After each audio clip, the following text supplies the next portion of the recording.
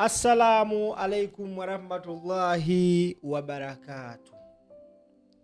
Gwandaba ojja kikkiriza oba ojja kigaana nti bajjajjaffe abatusookawo abaasengeka olulimi Oluganda baali bakazi na basajja bagezi nnyo. Abaasengeka ne bateekawo olugero olugamba nti togayanga kyezinze baali basajja na bakazi bagezi nnyo. Kwata peni n'olupapula otambuze vidiyo eno nkubuulira ensonga lwaki ndeese olugero olwo. Omwami amanyikibwa nga David Lewis Rubongoya y'omu ku bantu abeegwanyiza okuyingira Parliament y'eggwanga Uganda era nga ayagala kukiikirira abantu ba Kampala Central. Kampala Central ye constituency number 001 mu constituency za Uganda. Gwe mutima gw'eggwanga Uganda. Okategedde akantu ako. Ye constituency David Lewis Rubongoya gy'ayagala. Wotunuulira abazze babeera mu constituency eyo nga ba MP bemmanyiiko Captain Francis Babu, Elias Lukwago, Nsereko Muhammadi.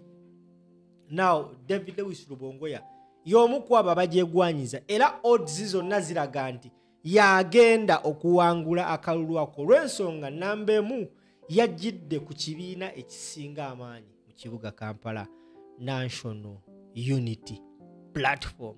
Tambuza video nkubuulira ekiddako bampita simple. Video eno ekutusibwako Mumon Construction Company. Bakakensa, bakafulu, bakawaji, bakabejja mu kuzimba amayumba. Weewale okubbibwa seminti n'emitayimbwa akina musenyu.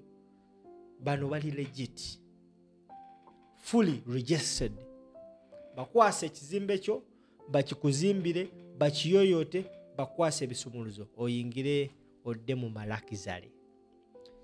David Lewis Rubongoya we yabadde ku mukutu ogwa Radio Simba edde before nga yakamala okudestroying Mathias Mpuuga ku NBS enkeera yakyazibwa ku mukutu ogwa Radio Simba. Abasinga temwawulira interview eno nze njibaleetedde. Buli kiisi abadde ayina okubuzaabuzibwa ku nsonga lwaki National Unity Platform yasalawo negenda mu kye bayita iPod. Secretary General w'ekibiina kya National Unity Platform David Lewis Rubongoya yagitottodde. Wootategeera kweno wallahi bilaita Allahi genoononye nnyoko akutegeeze ekisingako, because a man used layman's language. Yafubye olabanga ensonga eno agikwata mpola mpola asobola okunnyonnyola gwe ayinza okulwawo otegeera. Woolemererwa ku luno ngenda kusindika ewa nnyoko oba oliawo yasinga yajja okunnyonnyola okusingako wano. Njagala kati owulirize ate nkusaba otambuze vidiyo eno etuuka ku lumu na Uganda. Katukomewo.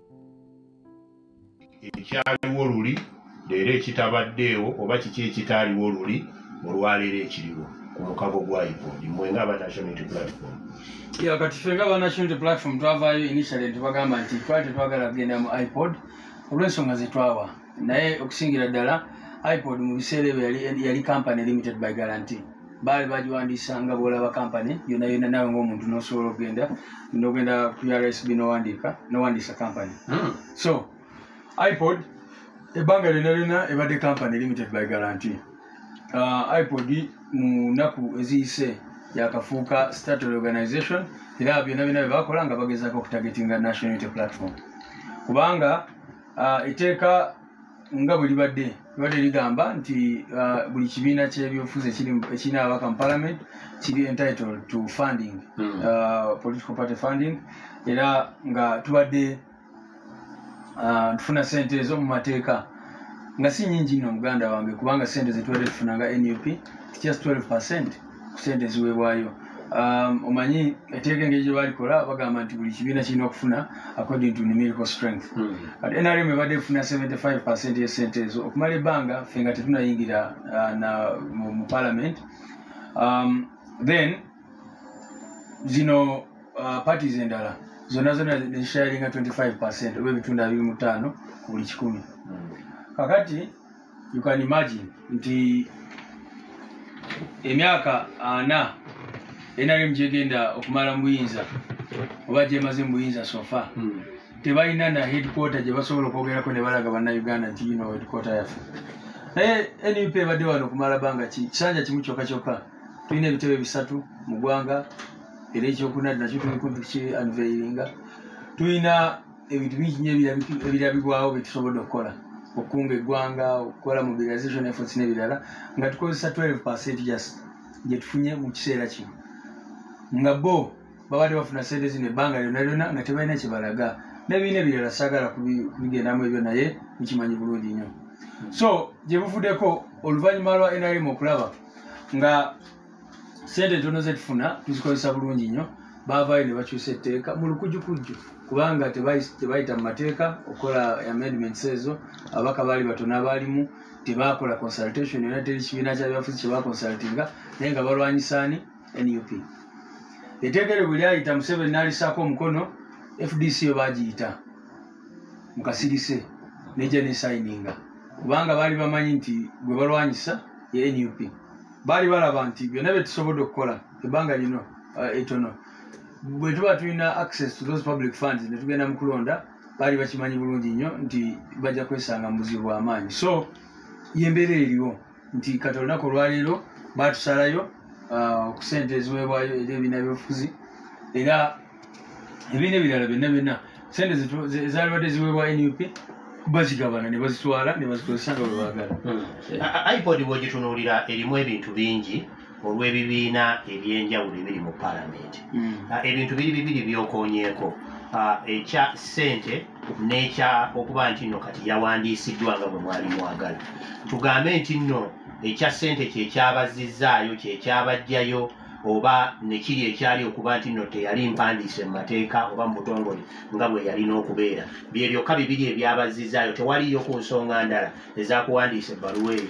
No, ekisooka ne mu kuwandika ebbaluwa eyo twali tumanyi bulungi nnyo nti bali laikire tukugira okuyingira naye ffe tuba twagala kubeera on the record kubanga iPod first of all eriwo kati gye batambuliramu si eri mu mateeka kubanga ne memorandum of understanding gye baagala tusayininge ya 2022 etteeka terisobola kukola nga lidda mabega naye nga bwe kugambye bano bakikola nga bakimanyi bulungi nti bamenya amateeka naye bakimanyi nti ekitongole kiramuzi kiri mu nkwawa zaabwe bagenda kukigamba bye baagala kikole bakikole n'ebirala. So ffe nga NUP bwe twogerera ku ssaawa zino twabawandikira ne tubagamba kale bwe muba mugamba nti kati buli omu alina okubeera mu iPod twagala kugiyingira era bwe baalaba nti kati tubasinza amagezi era nakyo ne bagaana. Onajjukira nti ebbaluwa gye nasooka okuwandika abaddamu ne bandika ne bagamba nti ebbaluwa gye wandiise tetubuulidde kino ne kino ne bagamba muddemu muwandiike era naye ne tugiwandiika naye era up to now kubanga kye bataagala n'akamu NUP kufuna ssente mu biseera by'akalulu kubanga bakimanyi nti ssente zino zaalwadde zituyambako. Kati olabye challenge gye tubadde nayo mu kunominatinga bakandidate baffe era nawulirako abantu abamu bagamba timubadde mufuna ssente zino zonna lwaki temwazitereka nemusobola ozikozesa kunominatinga bakandidate. Ekyo tekikirizibwa mu mateeka kubanga ssente bwezifuna ziba zirina oba owadde work plan zirina okukolera mu kwota eyo gyoba ozifuniddemu. Era bano abasajja nakugambye nga baagala kutujjako ssente initially bagenda wa IGG ne bagenda wa auditor general ne bagezaako buli kimu nga baagala kulaba ebitabo byaffe tuaccountinga tutya twayembalirira n'ebirala naye eventually ne basanga nga NRM eyali esinga obuta accountinga ekyo ne bakivaako ne bagamba kakati katukyuse etteeka tugambe buli omu alina okubeera mu iPod ne bakyusa ne bagamba nti kati okubeera mu iPod balina okusooka ne bakwaprovinga mu kye bayita kanso yaabwe then n'ekirala bakwaprovingira mu summit ekibadde tekiriiwo before kubanga nga bwe nkugambye target yonna bagiyita national unity platform. Target ebadde ya National Unity Platform. Era obadde ogezaako okuwandiika amabaluwa okubalaga ki ekirina okubeerawo. Singa amabaluwa ago okuddibwamu kwago kubadde in favor of National Unity Platform, waliyo ekifaananyi eri waggulu kibadde kigamba bw'oyingira mu iPod bwe mugenda okusayininga oba bwe mugenda okuteesa Mwami Museveni yayagala bwagazi bifaananyi kulaga bantu nti bano tuli wamu nabo. Singa amabaluwa ago ebikomyewo bibadde in favor eri National Unity Platform, kiki kye mbadde mugenda okukyusa mu iPod era mwandibadde mugendayo? Nayagadde olindeko olabe kubanga ffe ensonga zaffe zituliko tetugenda zikyusa. Twava ne tubagamba ffe nno tetugaanangako dialogue oba okuteesa n'omuntu yenayina. Naye tuli principled. Tubagamba bw'oyagala tuteese naawe mulamwa ki gwe tuliko gwe tuteesaako. Ekyokubiri bw'oba ogamba tuteese mbeera ki nze ng'omuntu gy'ompisizaamu. Lwaki onyigiriza n'osiba abantu bange n'owamba abantu n'otta abantu n'okola ki n'ogamba kati tuteese n'oteeka ku gun point n'ogamba tudialoginge. So waliwo ensonga zaffe eziri strong ze tuyimiriddeko nga NUP zetugamba nti kyonna kyonna kye baagala bagezaako otuconscriptinga okututwala mu dialogue eyo, naye waliwo ensonga zaffe zetutagenda kuviolatinga zetutagenda kuvaako. Era ezo ensonga twaziwandiika ne tuziteekayo. N'ekirala twabagamba nti ffe tukiririza mu dialogue eri inclusive. Tetwagala just tubeerere mu busenge nga tuteesa nga bannayuganda tebamanyi ki kigenda mu maaso. Twagala decisions oba discussions ne debates zetubeeramu zonna zonna bannayuganda bafiiringe represented mu discussions ezo. So y'embeera eyo ku nsonga za iPod. Nga bwe kugambye ne bwe twawandiika ne tutuukiriza byonna byonna era obalaba baagaana obawulira bagamba ekiseera kijja kutuuka. So nga bwe bagamba ebyo objective yabwe egenda mu maaso nga sente ziweebwayo bazikwata ezaali za NUP. For example last time ne bwe twagendera mu court waliwo sente ze baali bagambye nti zino akakiiko kebe kazirese ku akaunti yako kasooke kalabe bino bwe bitambula. Minisita Mao oyo Minisita Museveni n'abalala ne bakozesa olukujikuja era ne bawandiika ebbaluwa endala ne bagamba tuzegabanye ffe.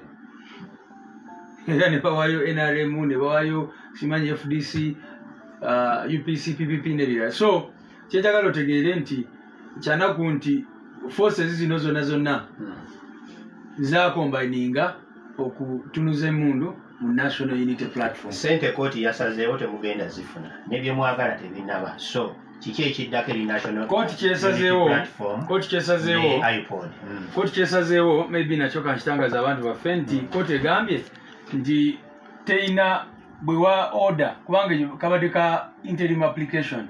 Interim application ogiteekayo ng'ogamba nti basooke bayimirize. Twali tugambye nti sente ezo ziweebwayo zisooke ziyimirire omusango main application oba omusango omunene gusooke gumale okuwulirizibwa. Kakati omusango gwe tebanaguwuliza. Naye kakati bwe twagendera mu kooti ne tubasaba bateekewo injunction oba bawe interim order, kooti kati kyeganye. Naye ensonga ki gyewadde ti sente olwedde bano bakola ki bazigabadda. Era ne bagamba kakati tetulina kyakukola, emikono gyaffe giri tied kubanga ne bwe twaligambye nti temuzigaba olwedde mwakola ki bazyegabira bano abantu. Era kati ne bagamba tulinde the main application. Naye ekyo si kyekikulu ennyo. Ndowooza olaba tutambulira mu bugubi naye tutambula. Olaba nti buli lunaku ndowooza ebibiina ebirala obadde obiraba nga oluusi tebakampeininga lwa mbeera y'essente. Si kuba nti ffe tulina ssente nnyingi naye tuli mu struggle eno kubanga tumanyi kye twagala okukola. So bwe kiba kyetaagisa okukola kyonna kyonna era njagala kusinziira wano okwebaza bannayuganda bonna bonna abadde basupportingayo n'akasente kuba kati tuli myezi 6 nga tetufuna any other sort of funding wabula bannayuganda just okuwayo ka support. Oluzi olaba president ng'agenda ku petrol station ez'enjawulo bwatuukayo abantu beeyo ne bajja ne bagamba kangule liters 3 z'amafuta. President Mwami Kyagulanyi. Okay. Bwe tuba president sebo mba njogera ku president. Okay. Teri mulala bwe mba njogerako. Kakati president Kyagulanyi bw'abeera ng'atambula olaba abantu oli naleeta nusu ze1000 n'agamba zino zenina naye njagala ziwaayo okusupportinga struggle. Ne tuzaaniriza kubanga this is the people's struggle. Abantu bwe baba bavaayo bano bamuseveni baali balwana abantu bawulira ne kati bagamba batwala ente zaffe bakola ki ebyembibo ba violating ebyo baali balwanirira. Naye ffe okuba nti tuli ku nsonga z'abannansi z'abannayuganda twagala opportunity eyo bannayuganda nabo bagifune okusupportinga cause. Olina kweyogedde kugambye teri subiri amaanyi mu bitongole bino naye ffe tuba twagala kubeera ku record kubanga ogwo musango n'omwana omuto agulaba tosobola kungamba nti etteeka lyayita ne lifosinga ebibiina byonna byonna okubeera mu iPod ate bwe n'ogalirayo kibiina ekimu kubanga bw'osoma etteeka kati kiri mandatory tosobola vaayo n'ogamba nti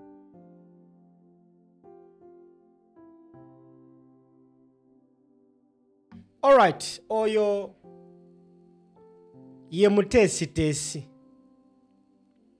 ye ssaabawandiisi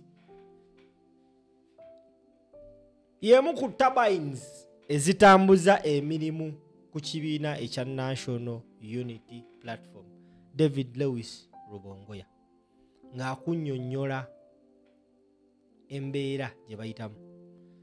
Gw'abadde tannakimanya kimanye leero nti na buli kati gavumenti ya Museveni ng'eyita mu kakiiko ke yateekawo aka iPod oba akakiiko k'ebyokulonda emyezi kati kigenda mu 6 bakyagaanye okuwa National Unity Platform sente zeyina okuba ng'efuna mu mateeka.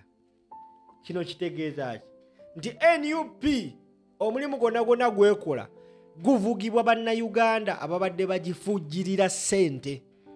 Kino kitegeeza ki nti bannayuganda benyigidde mu mulimu mu ddimu eddene ery'okumaamulako gavumenti ya Museveni nga bakutte mu nsawo zaabwe. Akategedde sindika ekizike ku namba yange 0701 316 476 bampita simple tambuza